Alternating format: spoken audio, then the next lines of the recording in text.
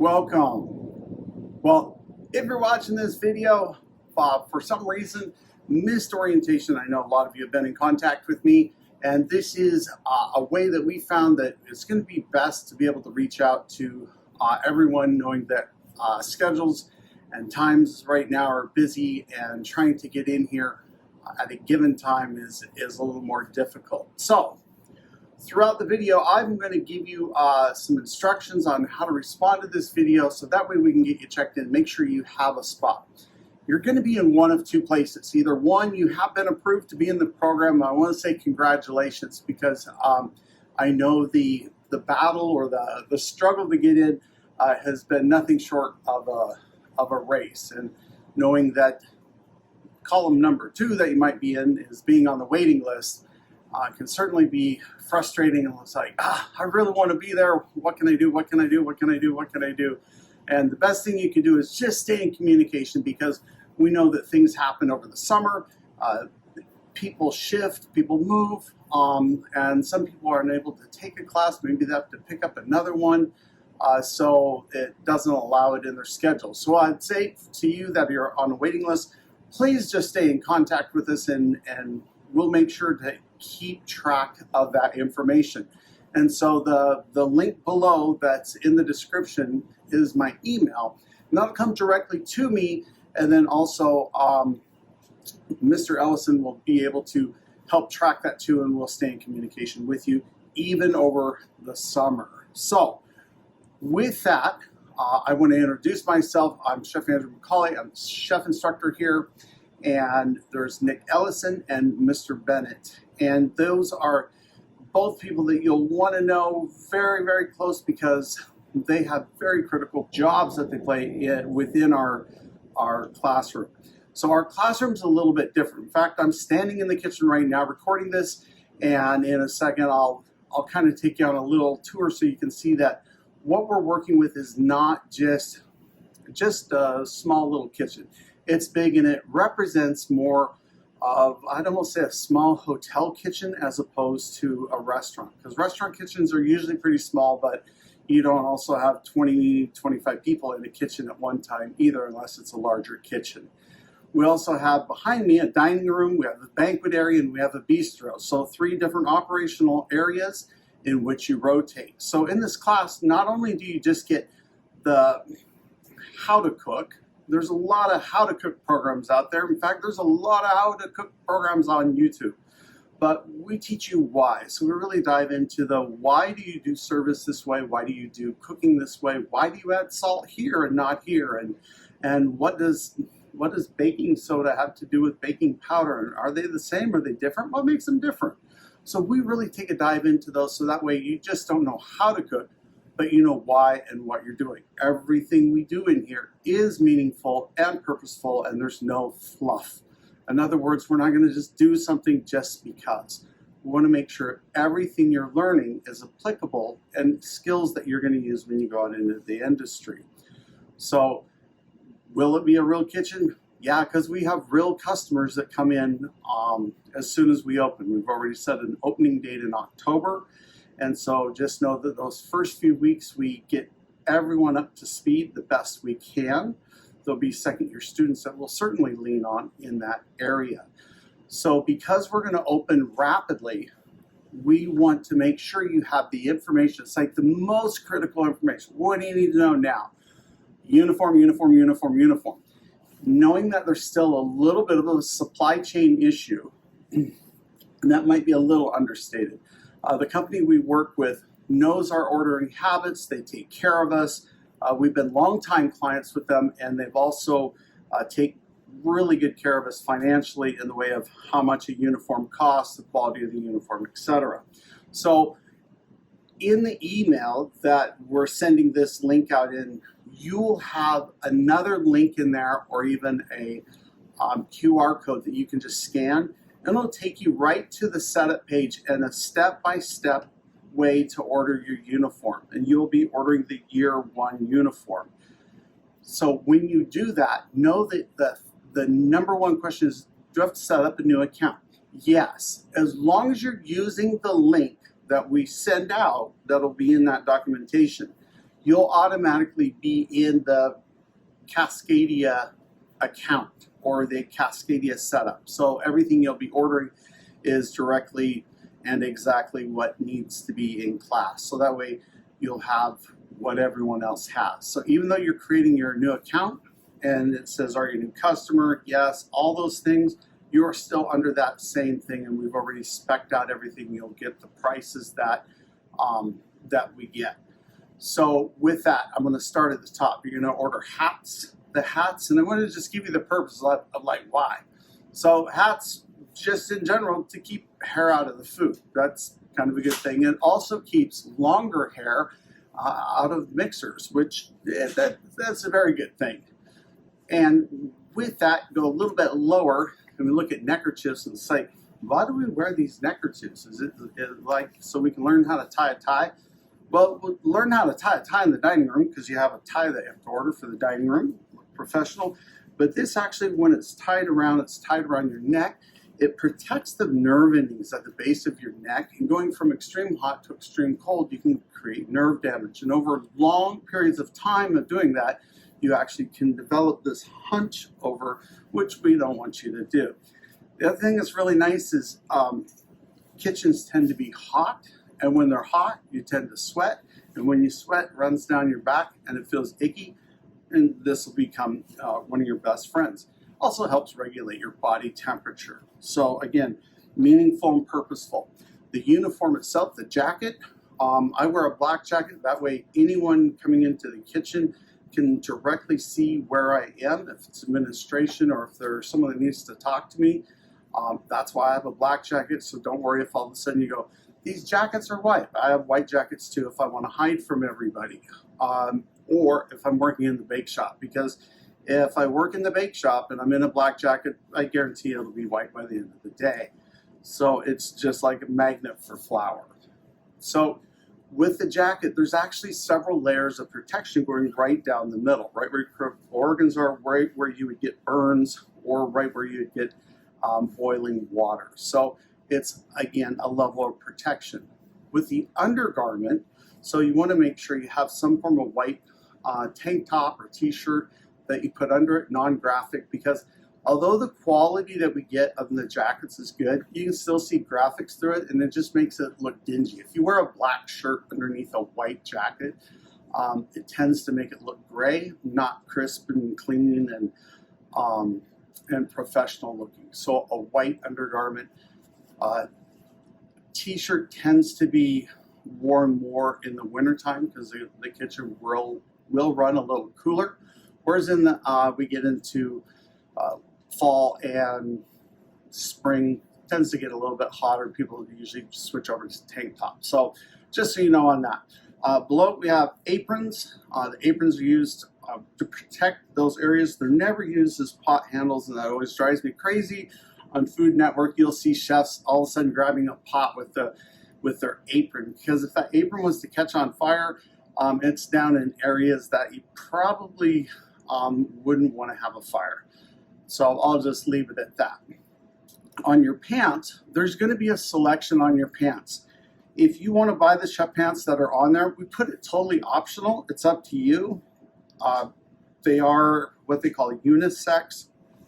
And what we know is sometimes people love them, some people, it just depends. People come in all shapes and sizes, and you know what works for you. So here's the spec that you need it to be. One, you want to make sure that it's not too tight. So no yoga pants, because you got to imagine what you're working with. Razor sharp knives, boiling hot water, and screaming hot oil. And so if any one of those were to get on your uniform or on your, especially your pants, you want something that you're able to pull free away from your skin, so that way it will not stick to your skin and burn. So you have to think of it in that way. The other part is you don't want them too long on the hem, so that way they're dragging on the floor, because the floor a lot of times can become slick, or even worse, that the pants that you're wearing go under your heel and actually provide a tripping hazard for you. So you want to be careful about that. The other part is you don't want them too loose. If they're too loose, then it becomes its own hazard. The same way the tight, believe it or not, too loose can also be a hazard where it pours on and all of a sudden it's like becomes weighty and then pulls down. So get ones that are comfortable, get black pants that look good, get them hemmed at the right length, because that way, the next thing I'm going to tell you, it'll make sense too, is black socks. Why black socks? That one has nothing to do with safety. That just has to do with these little white flashes as you walk. Then your pant leg comes up and you see these white, either bare ankles or white socks. It's more, that one absolutely is about the look of it. And then finally, the slip resistant shoes. So black shoes, preferably shiny. So it could be a leather top or a faux leather top, works really well. They do not have to be steel-toed boots. That question has been asked because we are in a kitchen and there could be a falling knife. Leather tends to deflect, or even the faux leather deflects fairly well. So if that were to happen, or if boiling something were to come down, you want to make sure that you don't have a canvas top or a mesh top. Although comfortable, that liquid can go into your shoe quite quickly and burn. Nor do we, another question is there a brand that we recommend? The only brand we recommend is the brand that says slip resistant, because the floor is often wet. It can be oily, it can be slick. We try to keep it as clean as possible, but the end of a long shift, it tends to get dirty, even with mopping it continuously. So that's the uniform and the why. A couple other questions have been asked, but about facial piercings, tongue piercings, all of that. The facial piercings, nose, eyebrow, face, whatever, the health department has said that those can become physical hazards. In other words, that they could, a part of them could fall off, not realize it, and go in the food, and then the customer would get that. We call that a physical hazard. So then the other would be the tongue piercing. I'm looking that up, but the latest stance on it was, everything that I read was that gleeking is still a thing. In other words, there's a stream of water that can come out, and it tends to come from piercing more. And we don't want to be the piercing police. We just want to run to the highest level, highest standard. So if you have any questions on that, just let me know. We have had students cover up with a Band-Aid. That's fine with me. As long as we don't have the hazard and we meet health department rules, I'm okay with it. Just have to stay within that so we don't get marked for it. So it's not an us rule, it's the rule of what we have to follow. Kind of like we can't dip our finger in to taste food. I don't know, I get it. Some of these laws, jeez. So it's all for safety. So if you have any questions on that, just shoot me an email. And then finally, we want to just take you on, because you're not able to be here, we want you to be able to see and have parents see, or whoever's watching, we want you to be able to see the kitchen and dining room that you're going to be in. So with that, let me take you on a little tour. As we start the tour, we want to start right here on the front line. And Mr. Ellison, if you could pan so they could see, the front line is where all the orders come in. So servers write tickets similar to these right here. These get hung on the rail, and then it's up to the line crew to get those orders done. So you notice the equipment a little bit bigger than what most normal homes have. So steamers, grills, hot top, and then right in the middle there, we're going to put in a gas deep fryer. This is a steam table where we hold all the things. These are radiant lights, and so this keeps the food hot for the service of pickup. This is a hot box where we hold all of our plates. We'll keep all our plates right at about 155 degrees. That way when we're plating hot food, on hot plates. That way you don't put a nice hot product onto a cold plate. We have a convection oven over here, and right here is a food dehydrator. We just got done dehydrating a whole bunch of apples that we're making some fresh granola with. So we dehydrate fruit. So far we've just stayed with fruit and meringues. Meringues have been amazing in here. Over here we have the pantry. Pantry is where we do all of our own salads, our own dressings, soups, and we are working, and by the time we start, we may have this area done. Right now it looks like storage, but what it's going to be is more of our technology area. This will all be induction burners and another oven, so it'll make a whole nother station. So give us more technology and look up induction cooking. It's pretty cool. It cooks with magnet. Back here we have the bake shop. We make all of our own bread, whether it be a loaf bread, a Pullman loaf, or focaccia, our daily bread, etc. So everything is made. We don't buy anything that's pre-made. So that goes for our own cakes, pastries, desserts, etc. We do have one of the fun things over here, the blast chiller. It runs at minus 50 degrees. When it's turned on, it's only running minus 3 right now. But it runs minus 50 degrees and can take a cake from 190 internal down to frozen in about 20 minutes. So it makes it a nice piece of equipment to have where you could bake your cake and decorate it all within the same class period, or muffins. Plenty of mixers, anywhere from a 5-quart, 6-quart, and 20-quart.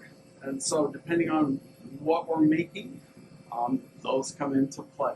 All sorts of different flour, anything from all-purpose flour, bread flour, cake flour, pastry flour, durum wheat. So you name it, we have it, or we will make it. And you come back right there to this little silver and black piece of equipment, or silver and red piece of equipment. That is a melanger. We use that. There's a big stone in the bottom of it and 2 wheels that go around, and we take and roast off cacao nibs, and then once they're roasted, they are called cocoa. We put them in there, add a percentage of sugar to it, let it mix for 24 to 48 hours down to 3 microns, so really super smooth, and we make our own chocolate. Behind this, we do have a dough sheeter, which is a mechanical rolling pin. It makes life much easier when rolling out large sheets of things like pasta and stuff for the line, or for making lasagna sheets. You can also roll fondant. You'll see our dry storage is not all that big because we don't use a lot of canned product. We try to use as much fresh as possible. This is our Spiceology Rack, where it has all of our, this is our quote-unquote spice cabinet. So as you can tell, there's quite a few different ones that we use. With commercial walk-in freezer running at -5 degrees. So when you go in there, you go in and you go quick, and commercial walk-in. Don't worry, you can't get locked in here. That's someone's common complaint. It's always like, well, where do I, as a chef, it's on the back wall, and you try to see it, make a dash to the back wall and get out before the door closes, because it tends to be a little cool in there. Washer and dryer in here for all the towels, and then that brings us to our back prep line. This is a line where we do all our prepping for banquets. We do banquets up to 120. We've pushed 150 mark before. And so I know that this area we can do, I think the highest catering we ever did was for 7,000 for Catering Governor's inaugural ball. We've done that 4 times up in Olympia. And so that just gives you a little bit of tour of the kitchen. Now I'm going to turn it over to Mr. Bennett, and he'll give you a tour of the dining room. Hello, welcome to the front of house. My name is Mr. Bennett. I am the front of house instructor. Up here in the front of house, you will learn how to serve tables, how to greet guests, how to pour water, how to make espressos, how to set dining rooms, all sorts of those things. So our front of house is split up into 3 distinct sections. The first section that we're going to look at is our American Bistro. So in here, this is our bistro. Our bistro serves the public on Wednesday, Thursdays, and Fridays. We also learn how to incorporate new technologies into the dining room. So if it's like on our tables here, we have QR codes that customers can scan for our menus. We also have a big TV up on the wall where we can put the menu as well. Then on the next room we have over here is going to be our fine dining room. Our fine dining room, like it says, we do a little bit nicer meals. Over here we have a little setup over here of a kind of an example of what you might see in our fine dining room.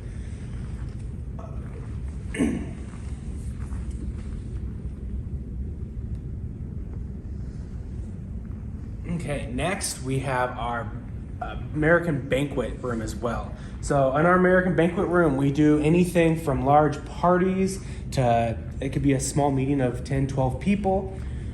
Usually they all have food or coffee service with them as well.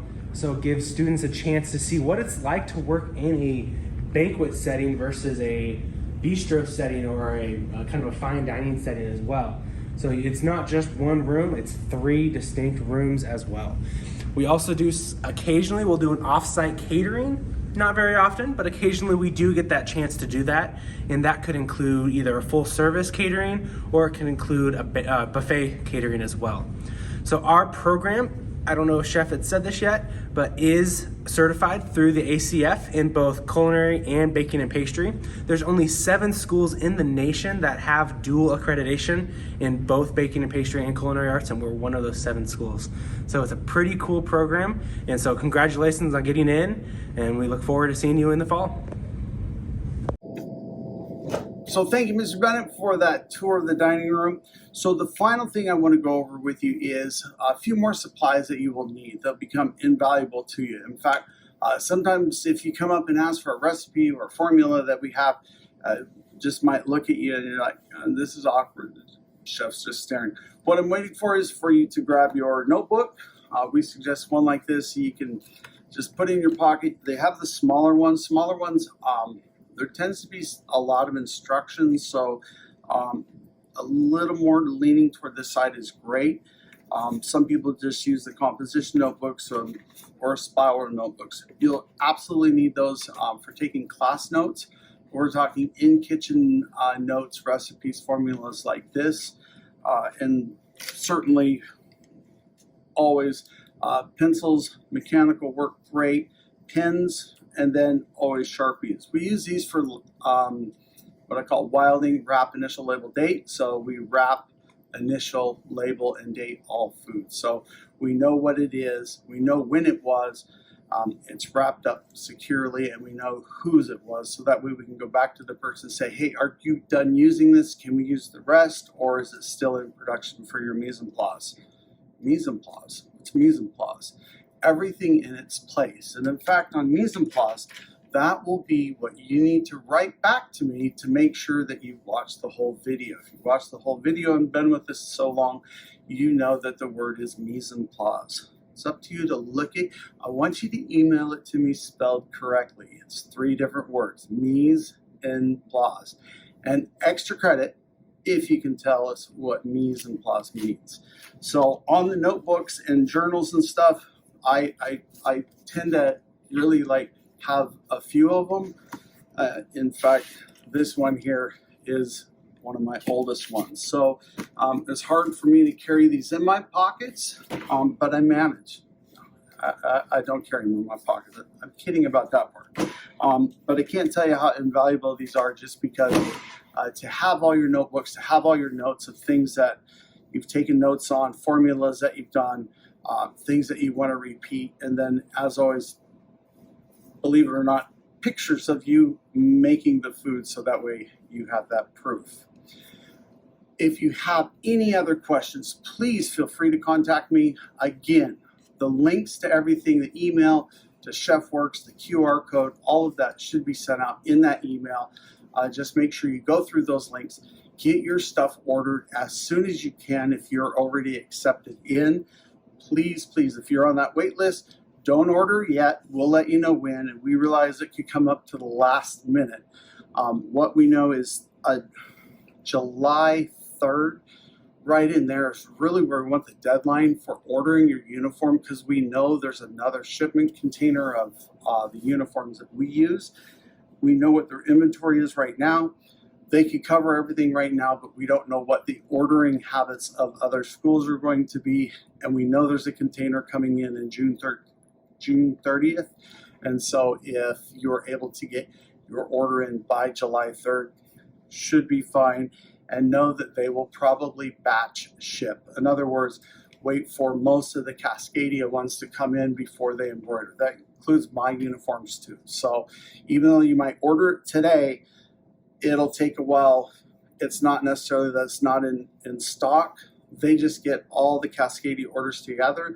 That way they can then embroider all the logos for us and then your names and stuff. So on your order sheet, the last thing I want to say is there are some presets. In other words, you got to have 2 chef jackets, 1 to wear, 1 to wash, 2 neckerchiefs. It has the presets of how many. You're more than welcome. Other people have asked if they could order more jackets. Absolutely, you can. I totally understand and get that. But 2 is the minimum. Aprons on there, same thing. If there's any financial need, we'll also put a link for that too. So I think we'll have you covered as far as the questions on the uniforms and all of that. So again, if you have any questions, please feel free to email me. And don't forget, when you email, that you've watched this video so you can get your name checked off on the list. Mise en place. Extra credit for giving that answer of what it really means. Have a great day.